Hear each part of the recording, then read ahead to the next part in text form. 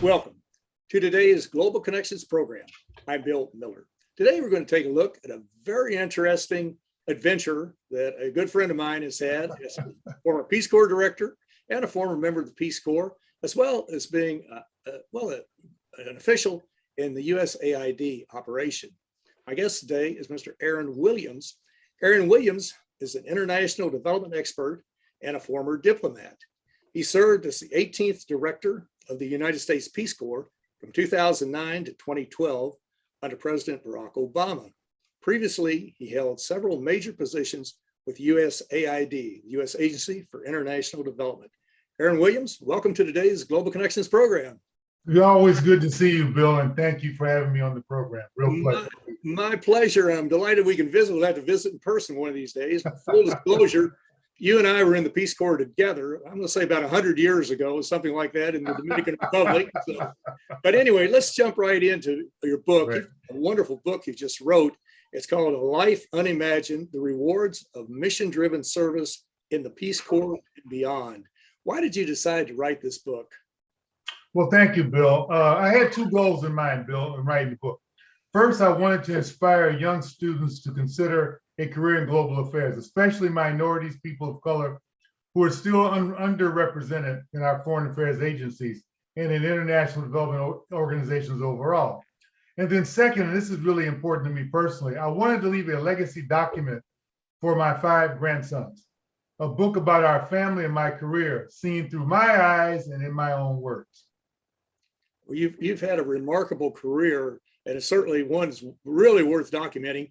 Now, as I recall, you grew up in the inner city of Chicago, maybe on the south side of Chicago. How did that play into your interest in international relations and also perhaps going into the Peace Corps later? Well, I did. I grew up on the south side of Chicago, Bill, actually not very far from where Michelle Robinson Obama grew up, right? Although I'm much older than the former First Lady. But I grew up in a working class neighborhood in Chicago. My father was from Hattiesburg, Mississippi. He was a World War II veteran who fought in the Pacific. And after the war, he moved to Chicago to find better opportunities. And he met my mother. My father worked at the downtown major post office in Chicago for some 30 years. My mother had a variety of jobs, dental assistant and manager at dry cleaners. So I was the first person in my family to graduate from college. And my role models at the time were teachers, and I was planning to become a high school teacher.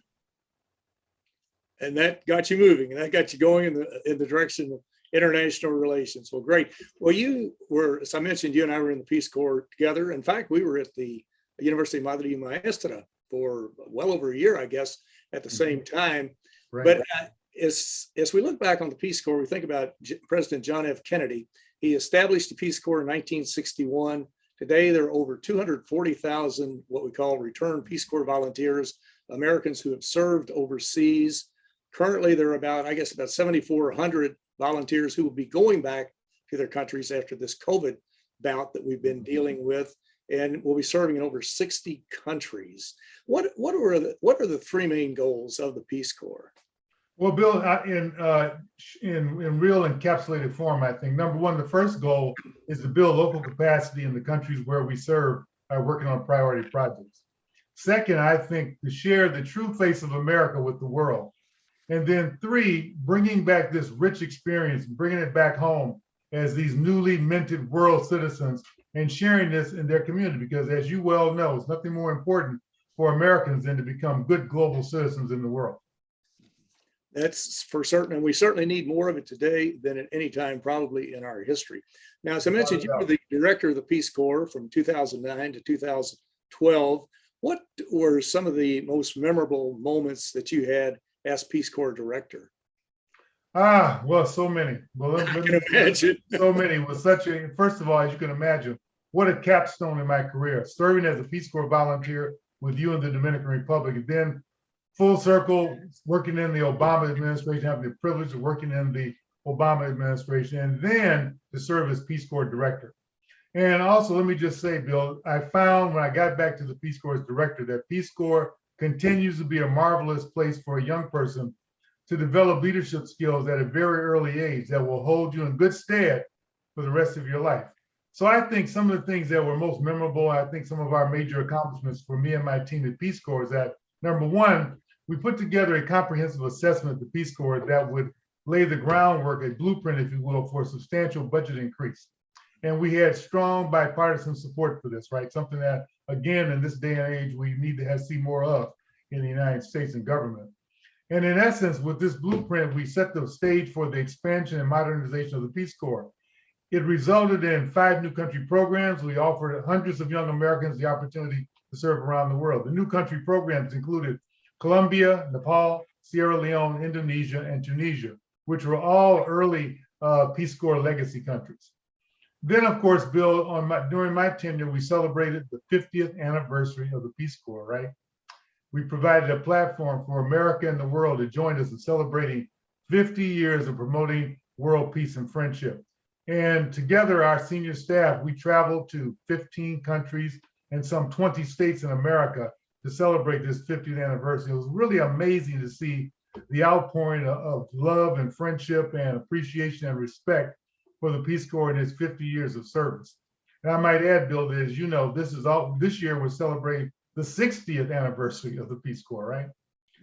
The other thing that I think was really monumental is that we created new partnerships for Peace Corps with other parts of the foreign affairs agencies, such as the President's PEPFAR plan for AIDS relief, the President's Malaria Initiative, Feed the Future.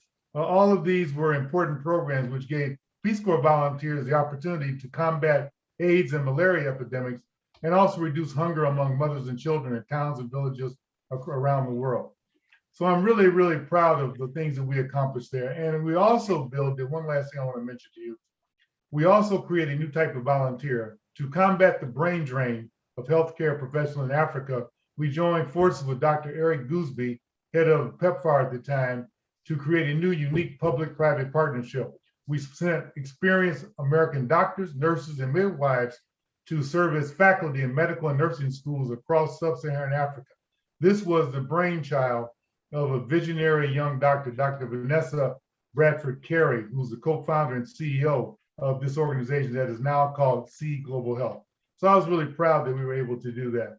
And overall, I guess the bottom line is that I like to feel that my team and I, we left Peace Corps as a stronger, more resilient and modern organization. Aaron, those are remarkable accomplishments, and that's just the tip of the iceberg. You come right down to it. Every volunteer I've talked with, first off, will say Peace Corps changed his or her life. I know it changed your life, it changed my life. Certainly did. Most volunteers were happy with their service. A lot of us feel like we actually got more out of it than we really contributed to the host country, but that's another story. But I'm wondering, so many people today ask, is the Peace Corps still alive? The Peace Corps has been functioning well. Now it's had ups and downs, valleys and peaks over the last 60 years. But what can the media do to help shine the spotlight on the remarkable accomplishments and challenges to Peace Corps and Peace Corps volunteers? Well, I think first of all, as you say, the Peace Corps is alive and well. Peace Corps is resilient. They'll get through this COVID pandemic. I mean, countries still, is my understanding that many more countries want Peace Corps volunteers to serve. There's also been a virtual Peace Corps continued service in many of the countries after the volunteers were evacuated because of COVID. So I'm sure that Peace Corps will remain strong. There's popular demand in the countries around the world for Peace Corps volunteers. We have a strong Peace Corps alumni. As you say, some 200,000 plus Americans have served in the Peace Corps. And so it's going to continue to receive also, and this is really important, bipartisan support. The other thing I would say is that, as you know, Bill, I am a strong advocate for national service. I believe that every young person in America should have the opportunity to serve in either the military or national service or in public service, such as you and I did in the Peace Corps. And now we're fortunate that in America that we have now a blueprint for such a national initiative. You might have heard about the report of the National Commission on Military, National, and Public Service. They worked on this report from 2017 to 2019. Many of the members of the commission include former senior officials in previous administrations and individuals who are now, in fact, senior officials in the Biden administration. So I would hope that this would become a new initiative for the Biden administration to support national service. What I'd love to see the Peace Corps achieve in the future is I'd love to see the Peace Corps triple in size to a level of about 30,000 volunteers per year and have a budget that would be somewhere around $1 billion plus. That would give us a robust ability to really serve around the world and give more Americans a chance to serve. So in this era of trillion-dollar budgets, I would think that $1 billion would not be unreasonable. It sounds very, very reasonable, and it would make a tremendous difference. And generally speaking, in the countries where Peace Corps volunteers are, the people love the Peace Corps volunteers. It doesn't matter what's going on domestically in the United States, but they have a one-to-one relationship. And it's well worth the investment. They do. As a matter of fact, Bill, let me just point out, Bill, that in August of this year, I wrote a joint op-ed with Barbara Stewart, the former head of the National Corporation for Public Service. It was published in The Hill. And it was our call to the president as we celebrate these 60 years of these two organizations, Peace Corps and the National Corporation, to look for ways to inspire and give opportunities to a new generation of young Americans who are waiting in the wings to serve our country. So let's hope that this will resonate in the administration and also within the Congress. We certainly hope it will, and everyone should try to do what they can to help it resonate. Well, you're watching Global Connections Television, which is a privately funded, independently produced program.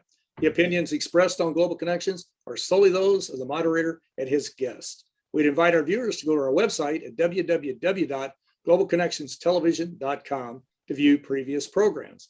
Also, if you're involved with a PBS or community access television station, or perhaps you have a podcast, or you're involved with an educational institution that has an intra-campus television hookup, or you just have a computer, you like our shows and you'd like to share them, please feel free to do so. Global Connections Television is provided free of charge to help people all around the world and in the United States better understand international issues and how they impact our lives.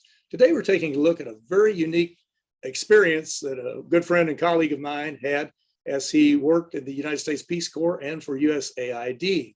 Aaron Williams is an international development expert and a former diplomat. He served as the 18th director of the Peace Corps from 2009 to 2012 under President Barack Obama. Previously, he held several major positions with the U.S. Agency for International Development, commonly called USAID. Aaron, before we run out of time, we better shift gears from the Peace Corps to USAID. You were the mission director for AID South Africa during the administration of President Nelson Mandela. Mandela is an icon. I mean, the man is revered at the United Nations and just about all around the world. But can you tell us a bit about what it was like to work with him, and how did he address some really, really sensitive and difficult issues like hatred, social divisions, and political polarization, issues that we're seeing right now in our own country and many countries around the world? Bill, it was an honor and a privilege to serve during the time that Nelson Mandela was president of South Africa. This was during the Clinton administration in the United States. Nelson Mandela, as you said, was an iconic leader. And I have to tell you that in real life, he was everything that you read about or have observed in the media coverage of him. I mean, how can you define a man who comes out of 27 years of prison, incarcerated because he was a freedom fighter, and came out and he was determined that he would emerge from that ordeal with no anger, no animosity, but instead focus on the democratic transformation of a country, and determined to create a society that would offer a better life for all South Africans, no matter what race, color, ethnic group, or religion you were. And I had the privilege of meeting him in various encounters, both in official meetings and in more relaxed personal situations also. One of my favorite Mandela quotes, Bill, if you'll allow me, is that he said one time, as I walked out the door toward my freedom, I knew that if I did not leave all the anger, hatred, and bitterness behind, I would still be in prison. And he certainly personified that in how he led that country, Bill. He certainly did, and it's just a remarkable life. And to put all of that behind him, or at least not deal with it and not bring it out in the public, but to try to reconcile. And they set up the Truth Reconciliation Commissions, as I recall, in South Africa, which helped to deal with that. What were some of the major activities that you were involved with the Mandela administration on with USAID? Well, we were involved in supporting, along with other major donor nations such as the British and the United Nations and the World Bank, the Truth and Reconciliation Commission. And so I had a chance to travel around the country and actually view firsthand some of those hearings of the Truth and Reconciliation. And you have to remember that we had in that same country at the same time two Nobel laureates, right? Archbishop Desmond Tutu, who led the Truth and Reconciliation Commission, and Nelson Mandela, who supported it. And one of the really amazing things about this is that one of the things that Archbishop Tutu insisted on was that there would be a fair and balanced representation of all the incidents and terrible events that took place during apartheid, and that all sides would have to report on the acts that they committed. And that was something that Nelson Mandela and the ANC supported. And that really set the standard and became the gold standard, if you will, for other types of truth and reconciliation campaigns and commissions around the world. It was really quite remarkable. Also, I was there when there was a special initiative called Kick Polio Out of Africa that was co-chaired by Nelson Mandela and was co-funded by USAID, the International Rotary, and the World Health Organization. And Mandela was the honorary chair. And I had a chance to see him in action as he led that group trying to fight and to identify and eradicate the last pockets of polio in Africa. And every day he did something that was extraordinary, that really focused on his belief and his mission to try to transform that country in this amazing, momentous democratic transformation. I'm glad you brought up all of these issues, especially the one on polio, because that's one that's near and dear to my heart. And of course, we think back to 1987, Rotary International really, well, they launched it a few years earlier, but they launched the Polio Plus program to eliminate polio around the world. They brought in the United Nations Children's Fund, they brought in the UN World Health Organization, and the US Centers for Disease Control. And today, that is a major program. It's just on the cusp of eliminating polio. And these are problems that still exist out there, but it's often we're not aware that they're out there and we don't really think about them, but we really need to do that. But that's a remarkable. I agree, Bill. We can't take our eye off the ball, despite the global pandemic in terms of COVID. We still need to focus on things that we actually have a chance of eradicating, such as polio. Exactly. And there are so many negative side effects, even with the COVID, that will affect people or affect us. Well, as we look at the Foreign Service, we look at the Peace Corps, we look at USAID, it really seems that there's need for more of a representation of what America really looks like, more diversity, more inclusion. What would you recommend as far as expanding that? First off, expanding the operation, because there's so much good that they can do in the world, but also to bring in other groups, ethnic groups who perhaps have not participated as much as we would like, or they should perhaps.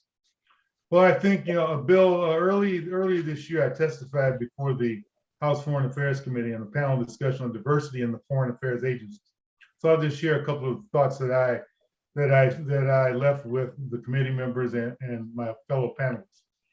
So based on my experience, and it also is widely articulated by diversity experts around the country, it's important, if you want to promote diversity within organizations and foreign affairs agencies, we have to focus on at least three areas. One is that we have to gain an understanding of diverse groups in our country and how we can reach them. We have to create mentoring and sponsorship programs in each organization. And also we have to create a pipeline of candidates in order to provide opportunities for growth and promotion. If we continue to focus on those areas and working with the senior leadership team in each organization, I think we can make a difference, because as you know, it's important that the American Foreign Affairs Agency represents the diversity and true face of America around the world. This is important. It makes us stronger as a nation in conducting our foreign policy. And I know that the Biden administration is working very diligently to pursue these objectives. And these is very important that we do. It's extremely, extremely important. Well, Aaron, there's so much in your book that we'll never be able to get to today. But as I recall in a previous conversation, I think you said there were 5 tips on how to be a successful executive. Is that correct? I have a few thoughts on that, Bill, given my experience in leading organizations. I'll be happy to share some of those things with you. I think lessons that I've learned in terms of leading organizations and through my work in the 3 sectors where I work, business, government, and the nonprofit world. I think one of the things that's really important is that we grow by challenging ourselves, right? By stepping out of our comfort zone. And I believe that in a career, once you take calculated risk, because tremendous personal growth and resilience will come from such an effort. I certainly have tried to be a risk taker throughout my career. The other thing is that important, and you know this, Bill, as well as I do, is that we need to build positive relationships wherever we work, right? And whether that's in the realm of politics or diplomacy or business, real change comes through when you achieve it by building relationships with people, very real personal interaction between people. And then the third, I've already touched on, but I'll reiterate that again, is that I have always believed that America's multiracial, multi-ethnic diversity is one of our great strengths. And so I believe it's crucial that we seek ways to pursue diversity across all organizations in all of our sectors. The other thing is that I've always strived personally to be a servant leader, a person who's an effective communicator, a listener, and a delegator as I move forward in managing and leading different types of organizations. And then let me close with one really important aspect, I think, of leadership, and something that I learned by reading about Bob Gates, who, of course, as you know, is one of America's most distinguished leaders over the past 3 decades, including being Secretary of Defense, head of the CIA, president of Texas A&M, and the Boy Scouts. And I thought that he provided a very valuable lesson in his book, A Passion for Leadership. So what he said is that if you are a person who has not experienced failure in your career as a leader, then your education is incomplete.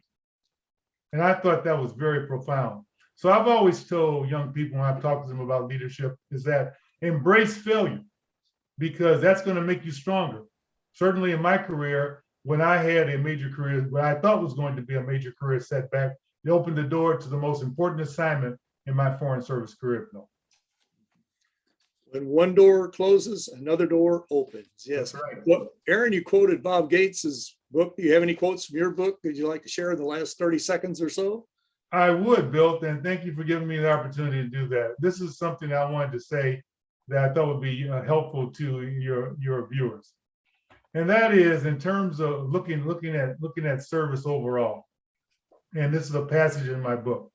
It's often been said that Peace Corps volunteers represent the best America has to offer. They live and work in host communities thousands of miles away from family and friends, and they are driven by their common desire to make a sustainable difference. Our volunteers are grassroots ambassadors for the United States. They represent America's values, generosity, and hope. This is the history and framework that one inherits as a director of the Peace Corps.